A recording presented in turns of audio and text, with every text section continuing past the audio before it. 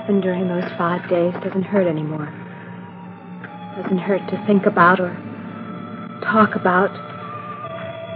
Because so many wonderful things happened because of those 5 days. Yes, Dad, you're right. The time's come to talk about them.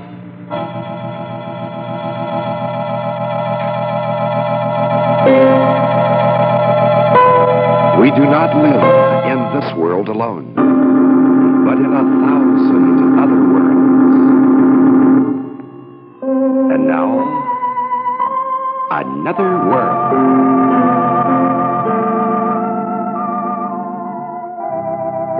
Brought to you by Playtex Cotton Bras. You'll feel so good in any Playtex Cotton Bra from $2.50.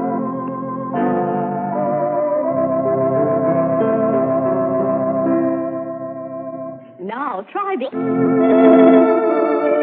I think you know why I ran away. I don't think there's any mystery about it anymore. I was convinced that I didn't belong here, in a decent world with decent people like you, Alice, Russ. In a way, I think Alice bothered me most of all. I was her big sister. She always tried to be like me, always tried to imitate me. I felt like I was contaminating my own sister. I know you thought it was what Aunt Liz said about sending me to Europe until everyone forgot what happened. But that wasn't it, Mom. Really, it wasn't. I'd been building up to this for so long, I felt unclean.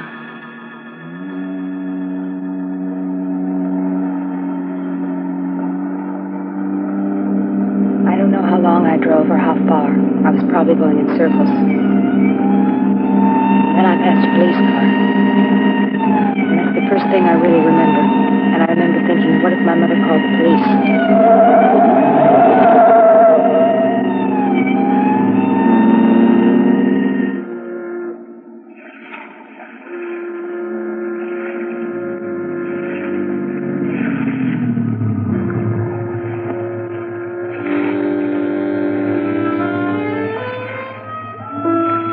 When I stopped, I didn't realize where I was. All I was thinking of was getting out of that car before somebody recognized it. I just walked away from the car.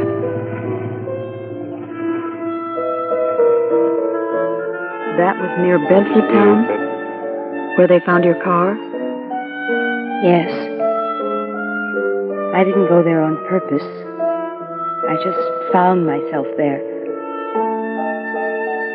It was a nightmare.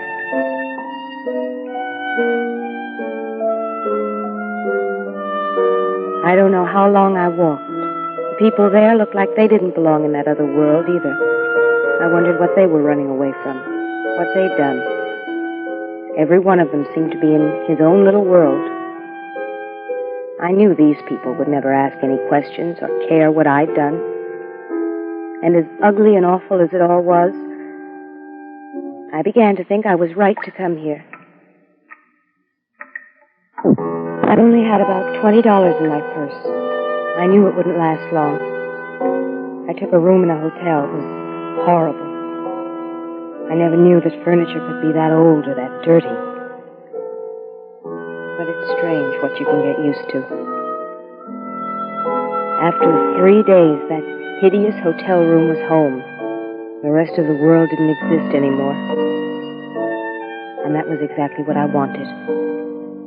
My world now was just those 4 walls and a floor and ceiling. There was no one there I could hurt, no one who could hurt me. There was a soft drink machine in the hall. I drank those. If I'd had food there, I wouldn't have had to go out at all. But I hadn't eaten anything for 3 days. I was beginning to feel dizzy and ill with hunger. So I had to go out for that. I wish I never did.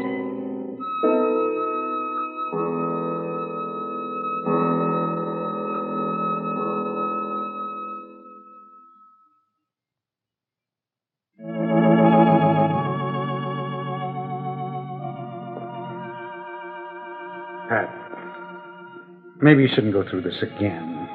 If it's too much... No. I want to tell you. I want you to understand. I went to the nearest place for food. It was one of those coffee places that the people who live in Bedford Town go to. How Jazz Was Born by Lawrence Lipton. Not on the velvet cushions, lace at the christening. Not with plumes and black horses, bells tolling, muted brass. Cry at the birth and rejoice unto death. That's scripture, said the jazz man. He rambled and he gambled, but the butcher cut him down, pitting life against death at $2 for the gig. Excuse me. 3 perfect notes. Pie in the front. Could I have a Torn from the ringing brass. combination sandwich, please? Cream. Torn from great wrong. The arm that pounds the drum is a hammer. Steel on steel. Talking. No second class aboard this train. No difference in the fare. And the trombone talking. Hiya, baby. Out of the burning mountain. Never seen you in here before. To the lips of his prophet. It's a new scene for you? Unshaven. Smelling of earth. You cool or cold? A story that faces. Nothing wrong with cool. Out of joy. Cold, man, that's nowhere, right? And Jim Crow. Hymnal, No. Sambo and Bones. No, you're not cold. You don't look that square. How deep. I know I've never seen you in here before because I know all the chicks in this neighborhood. I sure wouldn't have forgotten you if I'd ever seen you. You're something else. What about by New Orleans, out of Memphis, You use them? Davenport, Chicago? Forget it. Leon Rapolo with his beat-up clarinet, leaning against the telegraph. I can't figure you. Something wrong with your pipes? I mean, you can talk if you want to. At first, I was too afraid to get up and go out. I thought he'll follow me, and outside it'll be worse than here. And then I thought something else, too. I thought, I'm no better than he is. No matter how he talks or what he does. I'll bet he's never killed another human being. Or murdered a baby before it's born. How can I dare to think I'm better than he is? This is exactly where I belong.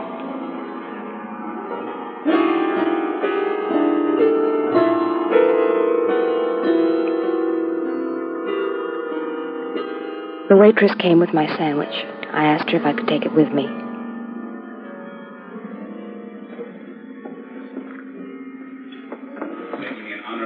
You splitting? Mind if I come along? Tom. Tom? No. Larry?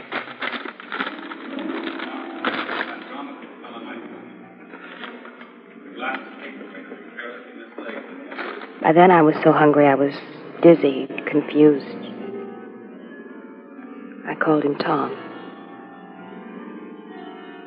I think for a minute I thought he was. Not on the velvet cushions, lace at the christening. Not with plumes and black horses, bells tolling, muted brass.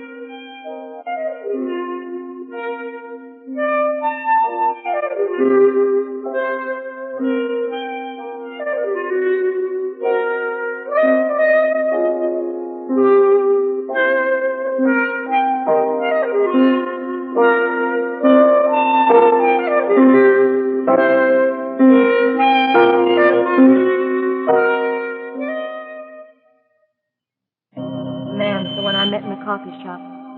He followed me back to the hotel. I knew he was behind me, but I didn't stop or say anything. I kept telling myself, you're no better than he is. This is where you belong. This is your world now. When I got near the room, I could hear him. I knew he was still behind me. This your room?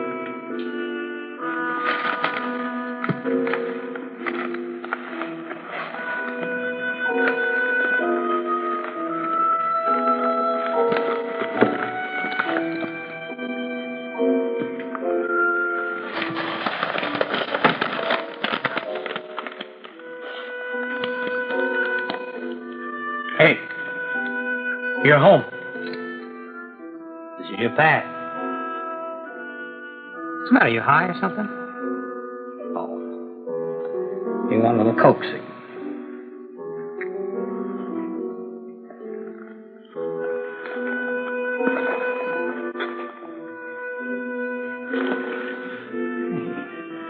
What was that for?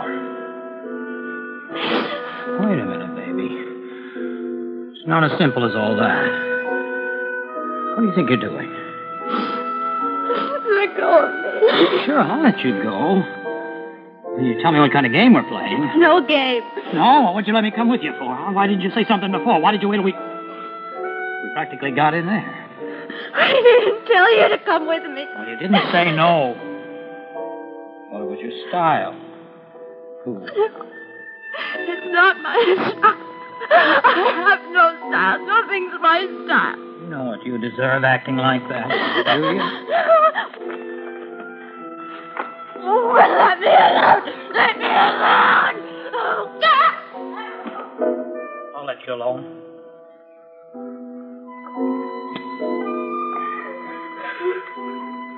Now you're all alone.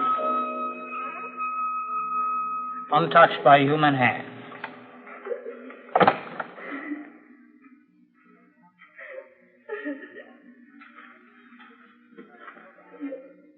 Now I knew something. Something frightening. Something terrible. I didn't belong in this world either. Not in the other one with my family, and not in this one. I had the answer I'd run away to find. And it was a horrible answer. There wasn't any world for me. I didn't belong anywhere.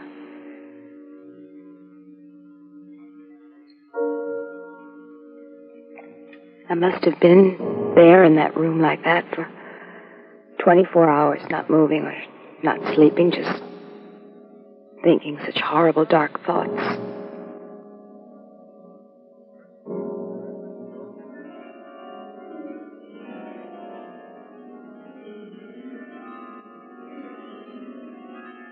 It was the morning of the 5th day.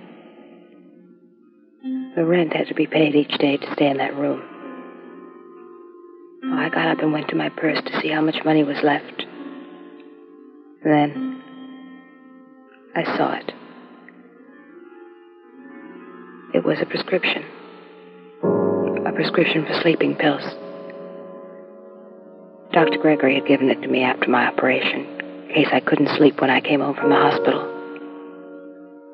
I'd never used it.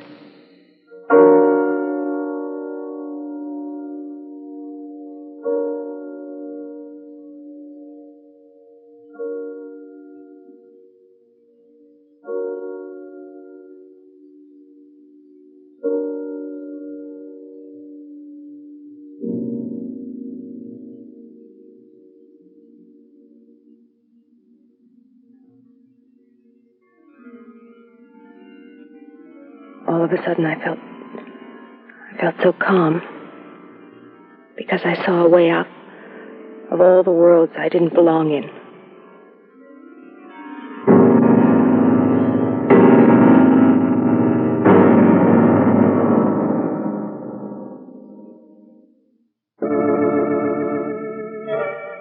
Sleeping pills. You meant to use them? Yes, Mom, I did. You said you wanted to know everything. We do. Go on, Pat. I had the prescription filled in a drugstore near the hotel. It was so simple.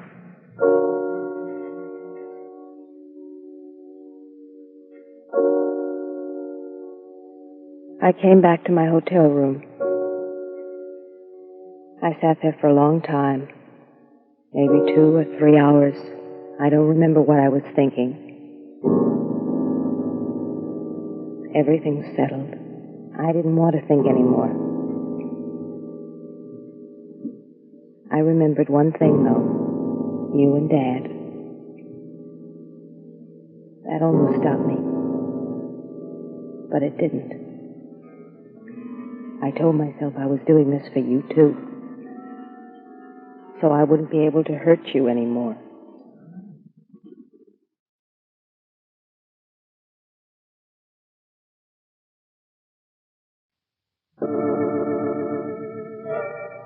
Sleeping pills. You meant to use them? Yes, Mom, I did. You said you wanted to know everything. We do. Go on, Pat. I had the prescription filled in a drugstore near the hotel. It was so simple.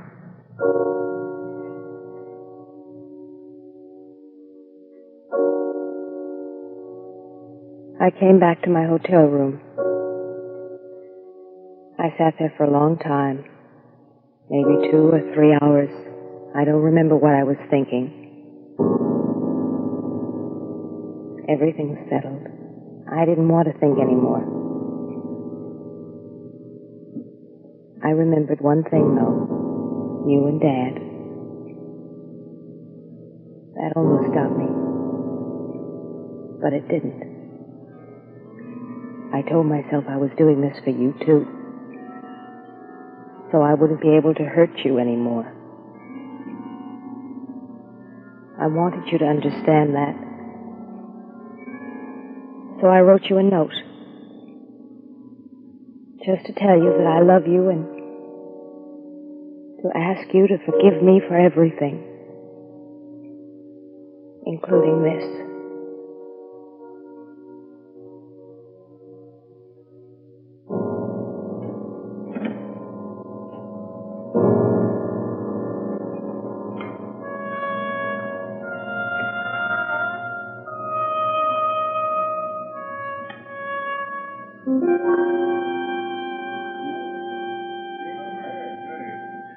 How did you know? I've been looking for you. Asking about you. The clerk here recognized the description I gave him. He gave me the key. Come home, Pat. Come home. I can't go home now. Ever. I don't belong there. Yes, you do. This is where you don't belong. Give me your hand. I'm taking you home.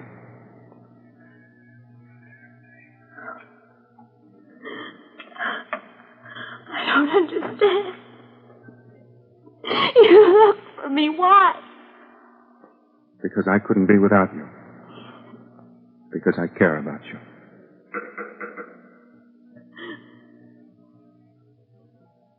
But you don't know what I've done.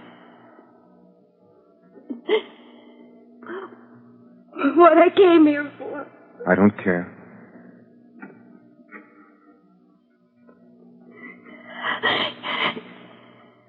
You don't care. No. I don't care about anything but you.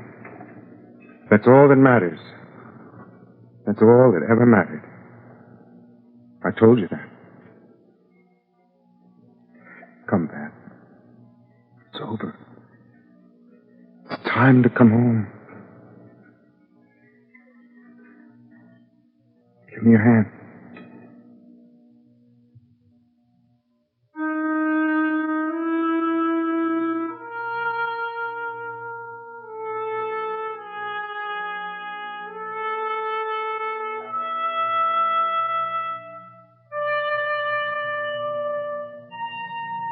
And that was the end of it. Not quite. The night I accepted John's proposal, before I give him my answer, I insisted that he know everything that happened. You didn't know it, John, but you didn't just bring me back to this world. You brought me back to life. You're wrong, Pat. I did know. I had seen the bottle of pills and the glass of water on the table. It wasn't hard to figure out what you were doing there. But you didn't say anything. No. But after I brought you to your parents' home, before I went home, I went back there. I remembered I'd seen a note lying on the table. It struck me then that hotel clerk might be the type of person who would try to sell such a thing to the newspapers. I was right. He'd already found it. He sold it to me.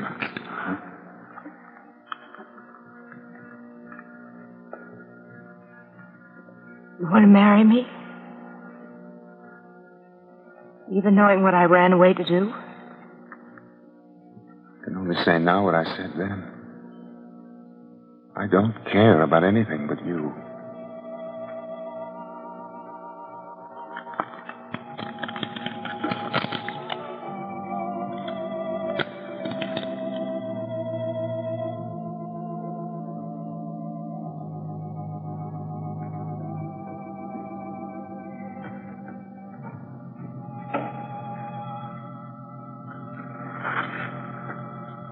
That's the end of that.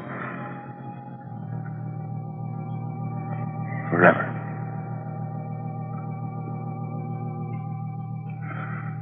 Pat? I'm waiting for your answer. Will you marry me?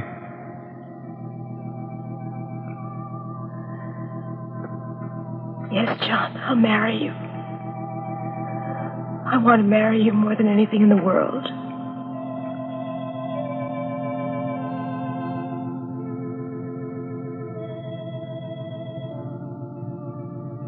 Now we understand. Do you? Yes. We love you.